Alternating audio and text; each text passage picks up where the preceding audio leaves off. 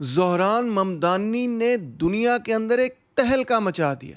اس کی وجہ یہ ہے کہ نیو یارک سٹی میں ڈیموکریٹک پارٹی کا جو پرائمری الیکشن ہوتا ہے، جس سے مراد یہ ہے کہ ڈیموکریٹک پارٹی کون سا کینڈیڈیٹ سامنے رکھے گی نیو یارک سٹی کے میئر کے الیکشن کے لیے، ناظم اعلیٰ کے الیکشن کے لیے، اس الیکشن میں، اس پرائمری الیکشن میں زہران ممدانی جیت چکے ہیں. یہاں آپ تصویر میں آپ ان کے والد صاحب، ان کی بیوی ممدانی اور پھر اس کے بعد ان کی والدہ میرا نائر کے ساتھ ان کو دیکھ سکتے ہیں. اب سوال یہ پیدا ہوتا ہے کہ لوگ اس پہ اتنے پریشان کیوں ہیں، اتنے اپسیٹ کیوں ہیں، اور یہ آخر کار زہران ممدانی ہیں کون؟ زہران ممدانی بیسکلی محمود ممدانی اور مینا نائر کے بیٹے ہیں. محمود ممدانی ایک بہت ہی مشہور اور بہت ہی انفلوئنشل مارکسسٹ اسکالر ہیں، پروفیسر ہیں. وہ کتاب ان کی شاید آپ نے پڑھی ہو، گڈ مسلم بیڈ مسلم، جس میں انہوں نے وار آن ٹیرر پہ زبردست تنقید کی. ویسے تو ان کی درجن سے زیادہ کتابیں ہیں. اور میرا نائر بھی ایک بہت accomplished left wing progressive film maker ہیں. انہوں نے محسن حامد کی کتاب کی پر فلم بنائی، اور اس کے علاوہ سلام، بامبے، مانسون ویڈنگ، مسیسپی مسالہ، دا نیم سیک، دا کوئین کاٹ وے وغیرہ، یہ بہت ہی زیادہ مشہور آلٹرنیٹیو لیفٹ ونگ قسم کی فلمیں ہیں. تو سرکار اعلیٰ یہ جو زہران ممدانی ہیں، یہ تو بڑے دھڑلے سے کہتے ہیں کہ میں مسلمان بھی ہوں، اتنے ہی دھڑلے سے کہتے ہیں کہ میں سوشلسٹ بھی ہوں، اسی طرح سے دو ٹوک کہتے ہیں کہ میں فلسطین کی حمایت کرتا ہوں. اور مودی پہ بھی انہوں نے سخت تنقید کی کہ جی گجرات کے انہوں نے اندر قتل عام کیا لوگوں کا، اور صرف 33 سال ان کی عمر ہے. یعنی کہ اگر یہ چیزیں میں کسی ڈیٹا شیٹ میں ڈالوں تو ان کے بارے میں یہ کہا جا سکتا ہے کہ ہی از بیسکلی ان الیکٹیبل. یہ تو کبھی بھی نیو یارک سٹی میں، کیا امریکہ کے اندر کبھی بھی کوئی الیکشن نہیں جیت سکتے. مگر حیران پریشان کی بات ہے کہ وہ الیکشن جیت گئے. کس طرح سے؟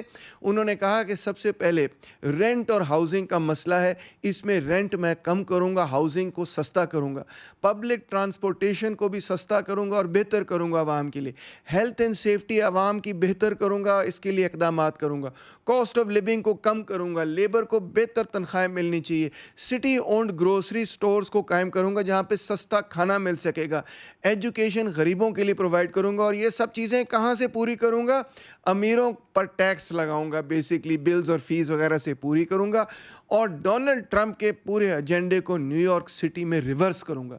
لیں جی، یہ جو فہرست ہے آپ کے سامنے، یہ نیو یارکرز کو اتنی زیادہ پسند آئی کہ جس کی حد حساب کوئی نہیں. مگر اس کے ساتھ ساتھ ان کی اسٹریٹجی بھی بڑی زبردست تھی. وہ بلینئرز اور ٹریلینئرز کے پاس نہیں گئے کہ مجھے جی پیسے دیں، کیونکہ ان کو اچھی طرح پتہ تھا کہ اگر وہ بلینئرز اور ٹریلینئرز کے پاس جائیں گے تو اس ایجنڈا کو تو وہ فالو نہیں کرنے کے لیے تیار ہوں گے. اس کی جگہ انہوں نے سوشل میڈیا کی طرف رجوع کیا اور لوگوں سے یہ کہا کہ آپ مجھے پیسے بھیجیں، میرے کیمپین کو پیسے بھیجیں. اور لوگوں نے بے تحاشا ان کو پیسے بھی بھیجے، اور سوشل میڈیا پہ ان کا کیمپین اتنا کامیاب ثابت ہوا کہ نیو یارک کیا پوری دنیا کے اندر لوگ بڑے غور سے اس کی باتیں، اس کی گفتگو، اس کی ہر تقریر کو سن رہے تھے. بڑے مزاحیہ قسم کی چیزیں بھی اس نے بنائی.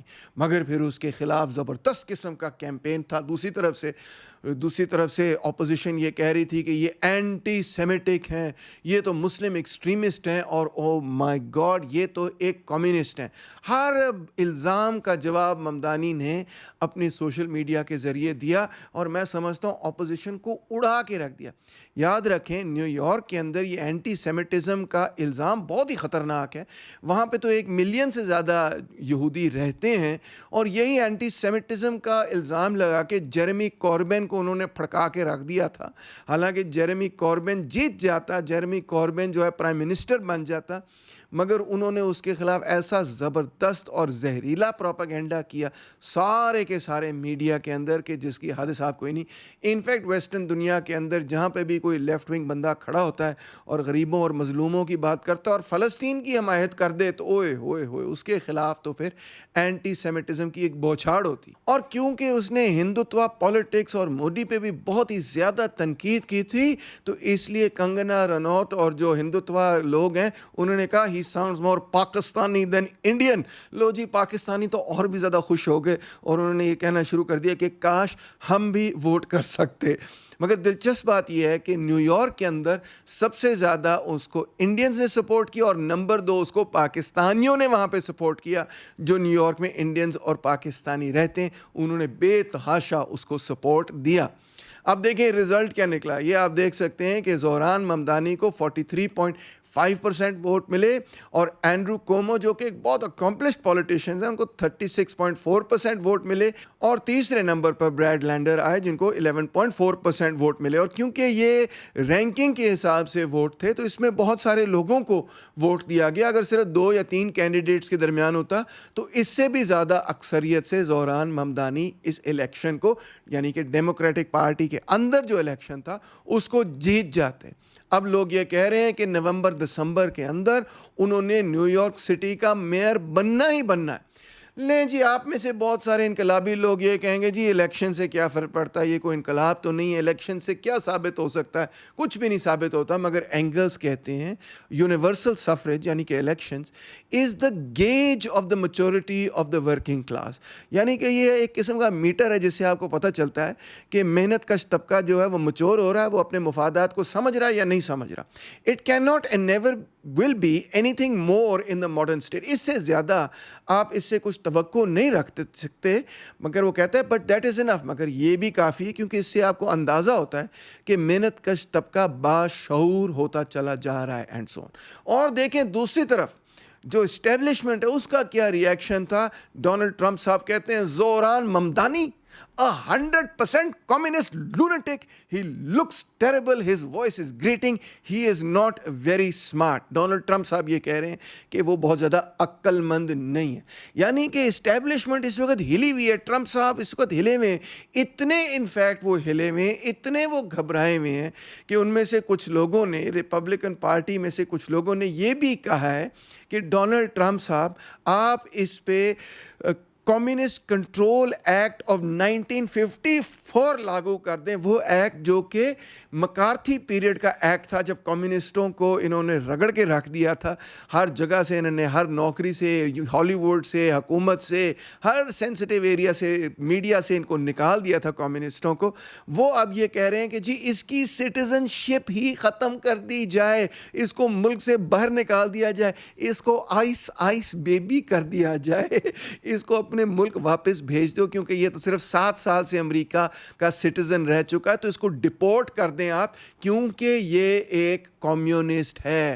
اندازہ کریں آپ, اس سے بھی ایک بہت بڑا ہمیں سبق ملتا ہے اور وہ سبق یہ ہے کہ چاہے جمہوریت سے جمہوریت پسند ریاست ہو, جس طرح کہ امریکہ کا دعویٰ ہے کہ ہم تو بہت ہی ڈیموکریٹک سٹیٹ ہیں, دنیا کے اندر سب سے زیادہ ڈیموکریٹک سٹیٹ ہے, یہ در حقیقت ایک قسم کی ایلوژن ہے. اس میں کوئی شک نہیں کہ الیکشنز ہوتے ہیں, باقاعدگی سے ہوتے ہیں, مگر در حقیقت اس کے پیچھے بھی ایک ریالٹی ہے, پاور کی ریالٹی جو چھپی ہوئی ہے. اور فریڈرک اینگلز نے اس پاور کی ریالٹی کے بارے میں کہا, میں آپ کو پڑھ کے سناتا ہوں. اسٹیٹ پاور جو اصل ریاستی قوت, اقتدار, اختیار ہے نا, is nothing more than the organization with which the ruling classes have provided for themselves in order to protect their social privileges.